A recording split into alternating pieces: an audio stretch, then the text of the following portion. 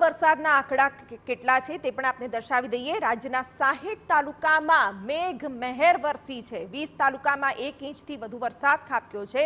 નવસારીના ગણદેવીમાં સૌથી વધુ 6 ઇંચ વરસાદ નોંધાયો છે, તો વલસાડમાં 5.5 ઇંચ વરસાદ ખાબક્યો। ખેરગામ અને ઉમરગામમાં 4.5 ઇંચ વરસાદ વરસ્યો છે।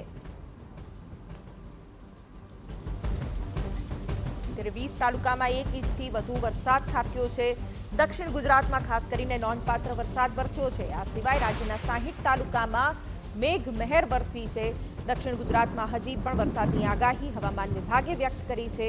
ત્યારે હાલ સારા વરસાદથી દક્ષિણ ગુજરાતમાં ખેડૂતો પણ ખુશખુશાલ છે। ગરમીથી રાહત મળતા લોકો પણ આ વરસાદના આગમનને વધાવી રહ્યા છે।